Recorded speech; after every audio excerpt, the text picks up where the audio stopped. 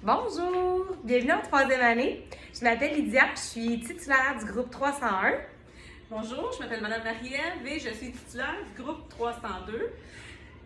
Cette année, on a décidé de faire notre rencontre de parents virtuelle, vu les Circonstances. les événements. Donc, vu qu'on est une équipe hors pair, dévouée et que nous travaillons toujours ensemble, nous avons décidé de vous présenter nos classes ensemble. Donc, vos enfants auront la chance de travailler avec nous deux tout au long de l'année. Pour l'instant, on va vous parler de notre gestion de classe, du fonctionnement, ainsi que des protocoles avec la COVID. Donc, nous, notre but dans notre classe, c'est de développer principalement une attitude positive face aux apprentissages. On veut que les élèves soient contents de venir à l'école, qu'ils soient contents d'apprendre. On veut qu'ils apprennent à faire des choix judicieux pour garantir leur réussite, puis on veut vraiment qu'ils développent leur autonomie. Pour y arriver, c'est pourquoi on a choisi d'avoir toutes les deux une classe qui est flexible. Une classe flexible, qu'est-ce que c'est? Bien, c'est une classe qui, premièrement, lorsque vous la regardez, le mobilier n'est pas le même que dans une classe classique. Vous n'avez pas les traditionnels pupitres en rang d'oignon. Pourquoi? Bien, comme Mme Lydia le disait, c'est pour stimuler la motivation de vos élèves, bien sûr, leur créer un environnement de travail stimulant, mais aussi pour leur offrir la possibilité de faire des choix, les responsabiliser, travailler leur autonomie. Vos enfants vont devoir choisir leur espace de travail. Au départ, ça demande beaucoup de gestion, c'est un apprentissage comme n'importe lequel, mais par la suite, vous allez voir, vos enfants vont en être gagnants. Bien sûr, on est là pour les guider, on est là pour les encadrer. Vos enfants vont apprendre les règles du fonctionnement d'une classe flexible, vont apprendre le vivre en société d'une classe flexible et ça va les amener à travailler surtout en coopération, en équipe, vraiment à vivre dans une pédagogie ouverte et, comme je le disais, stimulante. Ensuite, un autre point super important pour ce qui nous concerne, c'est la collaboration entre l'école et la famille. Pour ce faire, on utilise une plateforme qui s'appelle Classe Dojo. Donc, comme vous avez pu le voir, Classe Dojo, c'est une plateforme virtuelle qui nous permet d'avoir des échanges collectifs, donc de groupe, tous les parents et ainsi que nous deux ensemble, et individuels, donc vous et moi en privé. Vous allez voir aussi que c'est notre système d'émulation. Les élèves peuvent y gagner des points afin de s'acheter des privilèges. Je le disais, c'est un outil de communication qui est super efficace. C'est vraiment la meilleure façon de nous rejoindre le plus rapidement. Puis, vous allez pouvoir suivre le développement de votre enfant de façon très étroite. On y publie des photos de ce qu'on fait en classe. Donc, vous allez pouvoir échanger aussi avec votre enfant sur ce qu'il a fait en classe, d'après ce que vous avez vu sur Classe Dojo. Donc, au niveau de la pédagogie, comment ça va se passer cette année? Ça va être un peu différent. On va vous présenter tantôt le côté virtuel aussi qui va aller avec Classe Dojo parce que Classe Dojo va répondre à un besoin virtuel. Vu qu'on ne peut pas vraiment échanger de papier, de livres et de carnets entre la maison et l'école, tout va se passer sur Classe Dojo.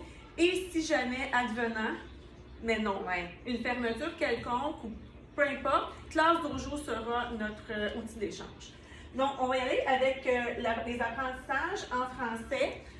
On fonctionne vraiment pour répondre aux besoins de votre enfant. On va y aller tout de suite, on va rentrer en classe avec des dépistages pour s'assurer du rythme de votre enfant, où est rendu votre enfant et répondre à ses besoins à lui précisément. Donc, on fait l'enseignement magistral de groupe, mais on fait beaucoup aussi de sous-groupes. On y va avec des plans de travail qui sont au rythme de chacun des élèves. On y va aussi avec la pyramide des verbes qu'on va vous présenter dans le plan de travail qui va suivre cette semaine dans une coupe capsule. On y va aussi avec la dictée aux 2 semaines. Le but, c'est pas de stresser vos enfants, c'est vraiment de les encourager à aller plus loin, puis de toujours les pousser pour qu'ils puissent réussir à leur plein potentiel. En français aussi, vous allez voir qu'on utilise énormément la littérature jeunesse. C'est un sujet qui nous passionne toutes les deux. En fait, ce que c'est la littérature jeunesse, c'est qu'on enseigne le français à partir de livres, d'albums. On n'a donc pas de cahier, on n'a pas de matériel en français. Nous, on bâtit pratiquement toutes les activités qui seront faites. On utilise donc les albums, des livres, des bandes dessinées, des documentaires, toutes sortes de livres différents.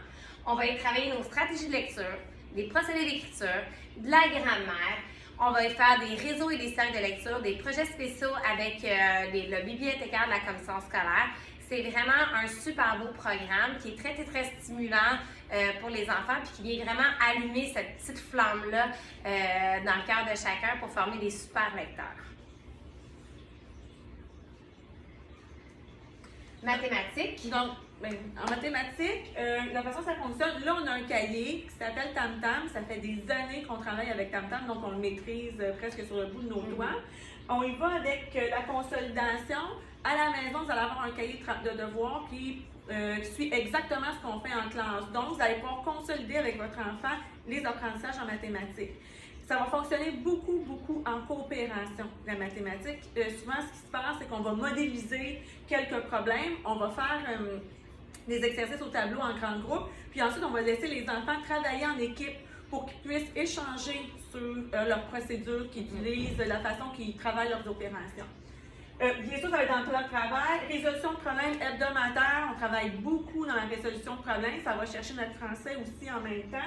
Travail d'équipe, comme on disait, et on essaie beaucoup d'utiliser du matériel de manipulation. Donc, le but, c'est vraiment que vos enfants comprennent ce qu'ils font, la technique et la résolution de problèmes. Donc, quelques autres petites informations super importantes. Là, généralement, c'est pas la façon qu'on procède, sauf qu'avec la COVID, on n'a pas eu le choix de s'adapter. Comme Mme Marie-Ève le disait plus tôt, on doit limiter les échanges entre l'école et la maison. C'est pourquoi que chaque semaine, on va vous faire parvenir une version virtuelle de l'agenda, donc une photo des travaux et des leçons qui seront exécutés à la maison.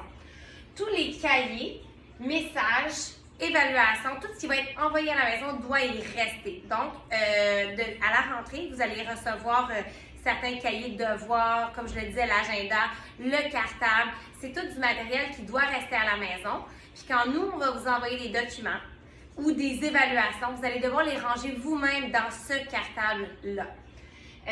Vu que l'agenda reste à la maison, on le disait tout à l'heure, on priorise vraiment les échanges par classe dojo. C'est vraiment le moyen le plus efficace.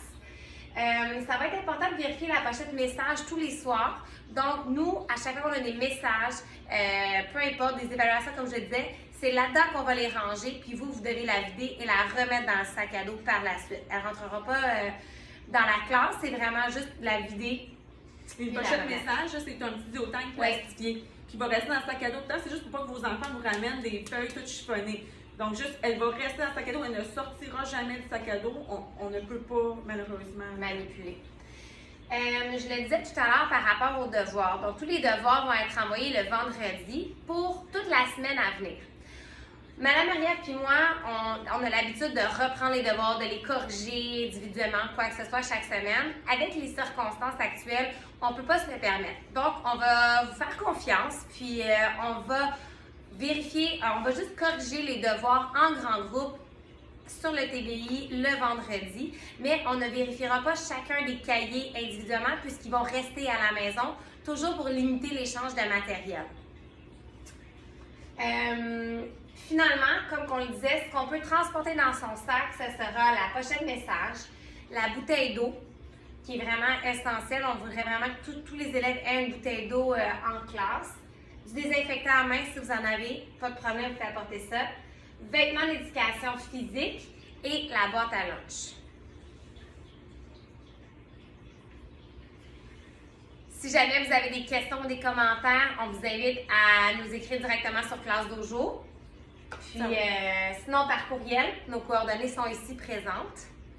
Vous allez recevoir le plan de travail demain, oui, par version virtuelle.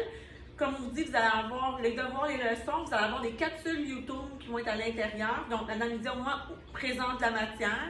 Si jamais c'est pas clair, c'est quelque chose qui vous chicote, vous nous écrivez, vous ne devez pas rester avec ça. On va vous répondre dans la même journée habituellement, on vous répond. Donc, au plaisir de se rencontrer. Oui. Puis je vous souhaite vraiment une année tout en douceur et en sécurité.